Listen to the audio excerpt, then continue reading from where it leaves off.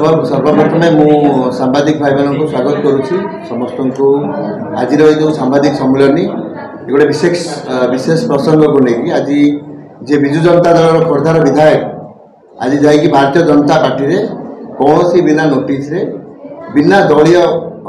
Office रे गोटे साधारण रैली रे जाकि जॉइन करछंती ये गोटे विरल घटना आपको नहीं कि आज ये सांबादिक सम्मेलन प्रथम मु कहया चाहे सी भीष्म पितामह खोर्धार कहवा श्रीयुक्त ज्योतिरेन्द्रनाथ मित्र खोर्धा राजनीति में बहुत पुराना से खोर्धा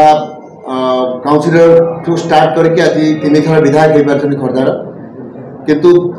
प्रत्येक जनसाधारण को खोर्धार जनसाधारण को मन भितर प्रति जो सम्मान थिला आज से सम्मान कौन जगह क्षण होती तार कारण है समस्ते मानती ज्योतिरेन्द्रनाथ मित्र जड़े राजनीतिज्ञ जे खोर्धार राजनीति ताकू नहीं डिपेंड करे किंतु आज गोटे एमती दल में गोटे एमती लोक सहित से जाकि मिशिंट जी गत काली गोटे प्रेस कॉन्फ्रेंस रे साधारण भाव में सामाजिक सामने कहते कि मु पुलिस स्टेशन को आक्रमण करी उड़ेदेवी एसडीपीओ ऑफिस को आक्रमण करके उड़ेदेवी कलेक्टर ऑफिस रे आक्रमण करी एवं 24 तारीख रे होगा 24 तारीख रे जाइकी साधारण निर्वाचन को बंद करी मते भारतीय जनता पार्टी कैंडिडेट सी भारतीय जनता पार्टी केंद्र में सरकार करुच्ची election commissioner Bharatiya Janata party नियुक्ति करती एवं यह केंद्र सरकार संपूर्ण अधिकार एवं ड्यूटी कि से निर्वाचन को सुचारू रूप में परिचालन करेंगे किंतु जड़े से ही भारतीय जनता पार्टी जे प्रार्थी अच्छा खोर्धार से को परिप्रेक्ष्य कथा कहते कि मुझे साधारण निर्वाचन को बंद करदेवी यह गोटे बड़ प्रसंग हो बस साधारण लोकों भितर ये गोटे क्वेश्चन ठिया द्वितीयतः सी आउ गोटे कथा आउ गोटे कथा भितर अच्छी लोक मान मन में बर्तमान गोटे भय सृष्टि होती कि हुए तो आम बीजेपी को भोट नदेले जड़े गुंडा श्रेणी लोक जी प्रशांत जगदेव आमको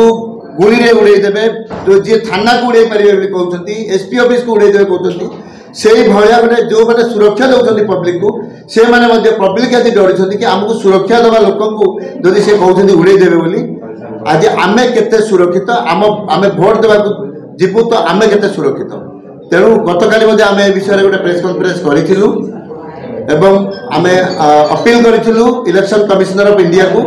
कि तांकर प्रार्थी पर्चा नाकच करा जाऊ जड़े ए भलिया गुंडा श्रेणी लोक खोर्धा निर्वाचन मंडली निर्वाचन लड़ार सुजोग न दि जाऊ आज जो प्रसंग होती से विषय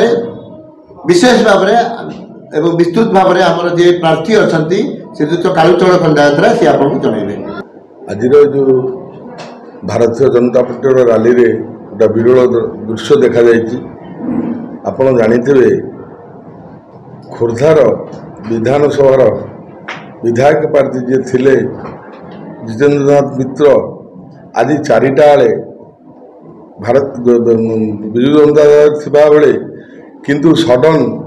केते टंका पाइले जे भारतीय जनता पार्टी थारू सांगे सांगे जीप रे मैंने रिजाइन नदे कि नाई मैंने गाड़ी रे चढ़िले मुझे भावुली सी मोर गुरु एवं 95 मसीह सागे मुझे जोड़ी होगी आसती एवं सागे सदाबले मु काम करी जो दल को जाइए कांग्रेस को जाइए कांग्रेस काम करी विजु जनता को जाइए विजु जनता काम करी भारतीय जनता पार्टी की जाइए मो सांगे भी नियम प्रमाण करी बहुत लोक नहीं आनी ठीक समय से नियम करी समय से दल भी पलैते बहुत भल भाव जानी कि भी बहुत क्षति आपण मैंने जानी सी मुसा ठाकुर पाखे आम खोर्धा म्यूनिसिपालिटी 50 खंडे लोक पूरी लोकनाथ मंदिर में आम नियम करूँ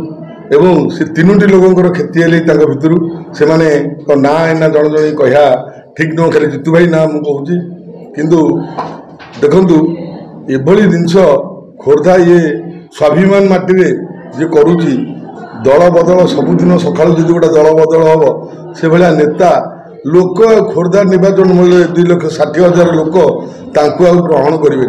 से एकुटिया भोट भी देवेनि कारण किसी अर्थ कारबार भी आज जापारी ଦେଖନ୍ତୁ ଆଜି ଖୋର୍ଦ୍ଧା ମାର୍କେଟରେ 9ଟି ବିଲ୍ଡିଂ ଅଛି। ମୁଁ ଆପଣଙ୍କ ପାଖରେ ପ୍ରମାଣ ଦେବି 9ଟି ବିଲ୍ଡିଂ କରିଛନ୍ତି, କିନ୍ତୁ ସେ ଖାଲି ପଇସା ରୋଜଗାର କରିବାକୁ ସେ ବିଧାୟକ ହୁଅନ୍ତି। ଜନସାଧାରଣ 5 ବର୍ଷ ବିଧାୟକ ହେଲେ ଗୋଟିଏ ଲୋକର ବିଜୁ ଜନତା ଦଳର ଯାହା କାମ ହେଉଥିଲା ଗୋଟିଏ ଲୋକର କାମ ହେଇନି। କିନ୍ତୁ ତାଙ୍କୁ ଲୋକ ଯେତେବେଳେ ଗ୍ରହଣ ନ କଲେ ସେ ସାଧାରଣ ଆଜି ବିକ୍ରି ହେଇଥିବେ। ମୁଁ ଭାବୁଛି ଆଜି ବିକ୍ରି ହେଇଥିବେ, ନହେଲେ ଏଠି ରିଜାଇନ୍ ନ ଦେଇ ବିଜୁ ଜନତା ଦଳରୁ ରିଜାଇନ୍ ନ ଦେଇ ଭାରତୀୟ ଜନତା ପାର୍ଟିରେ ଯୋଡ଼ି ହେଲେ।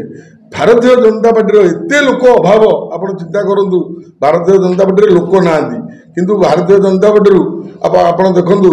ଆମର ବାସନ୍ତୀ ମହାପାତ୍ର ଆସିଲେ, ଟିକେଟ୍ ଯିଏ ନେଲେ ଗଣେଶ ଜଗଦେବ ଆସିଲେ, ଆପଣଙ୍କର ଦେଖନ୍ତୁ ଜିତେନ୍ଦ୍ର ମାଥା ଆଜି ବି ଗଲେ, ଆମର ଦୀପୁ ହୋତା ଆପଣଙ୍କର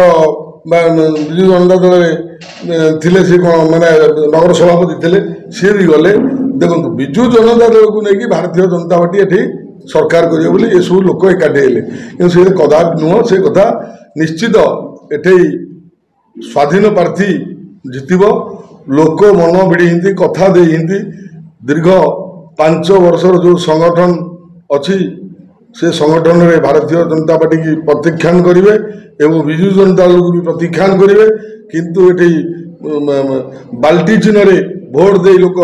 କାଳୁଖଣ୍ଡିତକୁ ଜୟଯୁକ୍ତ କରିବେ ଏବଂ ଲୋକଙ୍କର ସେବା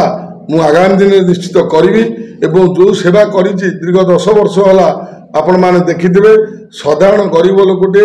ତାହାକୁ ମୁଁ ଯାଇ ଏବଂ ମୁଁ ଜଣେ ଗରିବ ପରିବାରର ଜନ୍ମ ହୋଇଛି, କିନ୍ତୁ ଏ ଯେଉଁ ଦଳ ବଦଳ